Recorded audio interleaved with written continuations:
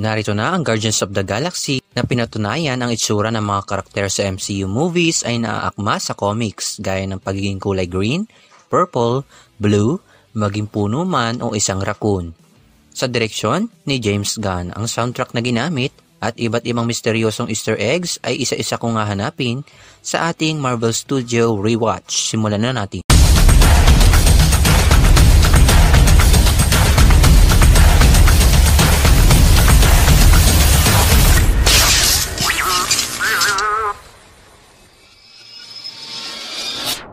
Before we begin, you can comment down below to join in my custom shoutout.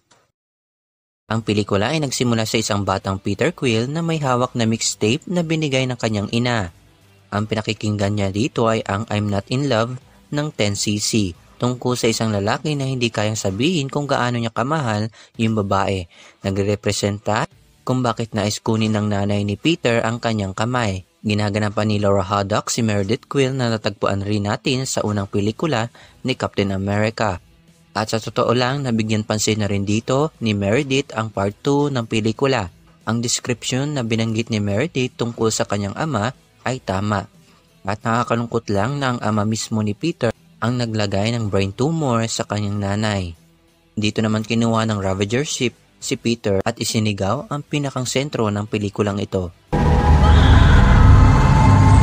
Punta tayo sa Morag, nakikinig ng musikang Come and Get Your Love ng Redbone si Peter. Tandaan natin na ang mga musika niya dito ay ang playlist ng kanyang nanay at ang pagmamahal ng kanyang nanay ang kanyang hinahabol, na bagay na hindi naintindihan ni War Machine. So he's an idiot. Lumabas naman ito sa scanner ni Peter, isang batang babae na may aso. Ang asong ito ay isa sa mga alaga ng direktor na si James Gunn. Pansinin natin dito ang face mask ni Peter. Ito ay halos kaparehas ng gamit ng Kree at ginagamit rin ni Carol Danvers na si Captain Marvel. Balik tayo sa Morag Temple na naglalaman ng isang orb at ang paraan kung paano ito nanakaw ay parang nahahango sa pelikulang Raiders of the Lost Ark. Kaya nasabi ito ni Rhodey sa Avengers Endgame. Whoa. This is the part where, spikes come out with skeletons on the end of them and everything. What are you talking When about? you break into a place called the Temple of the Power Stone, there's gonna be a bunch of booby traps. Okay, alright. Dito natin nakilala si Korath kasama ang ilan sa tauhan ng Sakaarians. Ibig sabihin ay galing ang mga sundalong ito sa Sakaar na nakita natin sa Thor Ragnarok. Nakatakas naman si Peter gamit ang spaceship na tinatawag na Melanon. Makikita natin ang ilan sa mga kagamitan ni Peter. Isa na rin dyan ang manikang troll na pinagpalit ni Peter sa Power Stone sa huling parte ng pelikula. Nakilala natin sila Yondu, Kraglin, at ang ibang Ravagers. Suot rin nila ang uri ng isang logo. Sa comics, ito mismo ang logo na ginamit ng Guardians of the Galaxy. At alam naman natin ang kayang gawin ni Yondu gamit ang kanyang Yakai Arrow sa pamamagitan ng kanyang pagsipol. Ito naman ang spaceship ni Ronan na tinatawag na Dark Aster.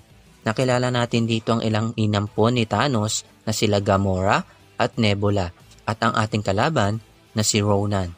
At narito rin ang ating purple bad boy na si Thanos. Narito naman tayo sa planetang Sunder, ang pinagdalagian ng mga Nova Corps, pinamumunuan ni Nova Prime. Nakilala natin dito si Rocket na naghahanap ng mapagkukunan ng yaman. Kasama niya si Groot. Nakita natin muli si Stan Lee. Sinubukan nilang huliin si Peter at syempre pare-pare silang naaresto. At dito may ilang Easter eggs tayo nakita. Tulad ng si Gamora ay ang natirang nakaligtas na nagmula sa hanay ng mga si Hoberay. At nakita natin ang kaunting baliktanaw sa Avengers Infinity War kung anong nangyari sa lahi ng si Hoberay. Ito naman si Rocket, ang kanyang kasaysayan ay nagmula sa Half-World, kung saan ang ilang hayop na pinag-eksperimentuhan ay doon nakatira. Nakita rin natin ang pangalang Layla. Sa comics, si Layla ay kinakasama ni Rocket, kaya nakakalungkot rin ang backstory ni Rocket. Narito naman si Groot na galing sa lahi ng Flora Colossus, at syempre si Peter Jason Quill. Nakita natin ang kanyang alias na Space Lord. Ilang ulit rin dito na pamali-mali ang tawag sa kanya. Hey! That isn't Star Prince. Star Lord. Oh, sorry, Lord. Dinala sila sa kulungan ng Kyln. At pinigilan ni Peter si Drax na patayin si Gamora sa pamamagitan ng pagpapakita ng ilan niyang sugat. Kailanman hindi nagkaroon ng pakialam dito si Drax. Ang Thanos natin dito ay ginagampanan ni Josh Brolin. Ang introduksyon dito ni Thanos at ang Infinity Stones ay napakalaking hakbang para mangyari ang Avengers Infinity War at Avengers Endgame.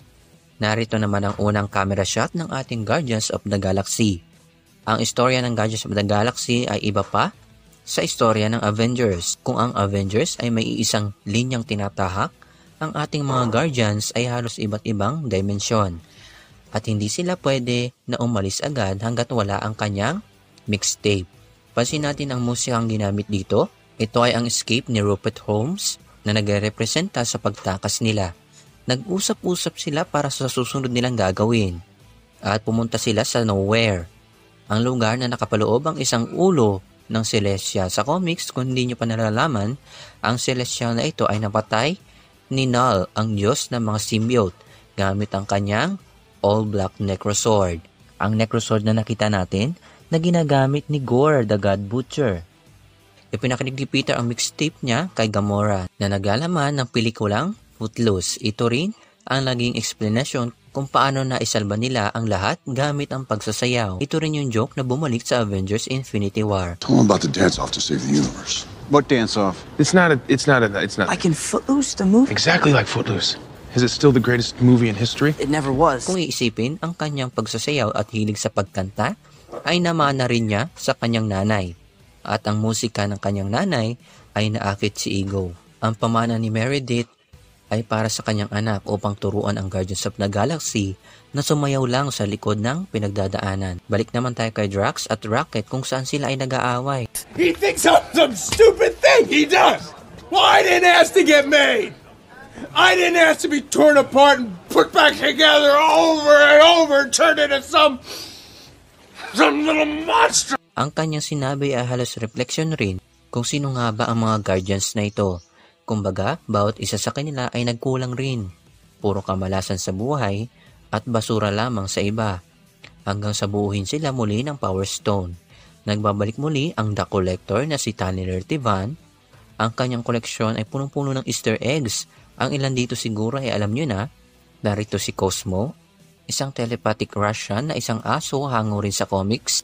Mayroon ding Dark Elf na nakita natin sa Tour the Dark World. Chitauri na kinalaban rin ng ating Avengers. At kung malinaw ang inyong mata, makikita natin agad si Howard the Duck at siya rin makikita natin sa post-credit scene ng pelikulang ito at nagbalik din siya sa Guardians of the Galaxy Volume 2, Avengers Endgame at Marvel's What If. At nakita natin dito ang isa pang Infinity Stone, ang Power Stone. Ipinakita ni Collector ang ilang may hawak ng Power Stone at namatay silang lahat, hindi tulad na nangyari sa ating mga Guardians. May isa rin tayong nakitang Celestial na si Isan, ang taga-saliksik. Hinawakan ni Karina ang Power Stone at ito ay nagsanhi ng malakas na pagsabog. Dumating sila Ronan kasabay ng ilang Ravagers. Sinabi dito ni Nebula na may iba pa silang kapatid na inampun din ni Thanos. At ang ilan dito ay ang Black Order na nakita natin sa Avengers Infinity War. Iniligtas ni Peter si Gamora at maya-maya ay sinabi ito ni Peter sa kanya. I saw you out there. I don't know what came over me, but I couldn't let you die. Ang koneksyon nilang dalawa ay maaaring nakakonekta rin kay Meredith Quill. Siguro ang nasa isip ni Peter habang nakikinig sila ng musika ng kanyang nanay, pumasok sa isipan niya ang babaeng gustong-gustong hawakan ng kanyang kamay. At matapos makuha ni Ronan ng Power Stone, nagkaroon ng plano si Peter at syempre nagkasundo-sundo rin sila. Sa laban naman, gumawa ng parang lambat itong mga Nova Corps. Naglaban ang dalawang magkapatid at ang sobrang nakakalungkot na parte, gumawa ng parang cocoon si Groot upang hanguin bilang isa ang grupong ito. We are Groot. Ang grupo na opisyal ng pinangalanan ni Ronan. Behold! Your Guardians of the Galaxy! Kinantahan ni Peter si Ronan ng broken tape deck. Kinuha ni Peter ang Power Stone at si Gamora na tinanggihan si Peter noon, ngayon tinutulungan na siya. Tinanggihan ni Peter na hawakan ang kamay ng nag-aagaw buhay niyang nanay. Ngayon, ito ang buhay niya ay halos umiikot sa musika ng kanyang nanay. kumonekta sa iba parang sa sayaw upang iligtas ang sangkatauhan. Sa mga hindi nakakaalam, kaya nahawakan ni Peter ang Power Stone, ito ay dahil isa siyang kalahating celestial. Ang kanyang ama ay isang celestial na si Ego. At sa tingin ko, ang sekretong mensahe ni Meredith ay naging kasagutan para sa Guardians of the Galaxy. Kahit na ang isang hindi karapat-dapat ay kaya tayong ipagbuwis ng buhay, basta't matutunan nilang sumayaw sa laban. Binuksan ni Peter ang isa pang mixtape galing sa kanyang nanay kasama ang isang liham. Nalaman natin na ang nanay niya pala ang orihinal na nagbigay sa kanya ng pangalang Star-Lord. Siyempre, nagbalik muli si Groot pero maliit siya ngayon at namana pa niya ang pagsasayaw. Yan po ang napakaraming detalye at Easter eggs na nakita ko sa pelikulang ito. Ano kaya ang susunod na pelikula na gusto nyong i-breakdown? Comment lang kayo dyan sa baba. Huwag kalimutan mag-like at mag-subscribe. I'll see you on the next one.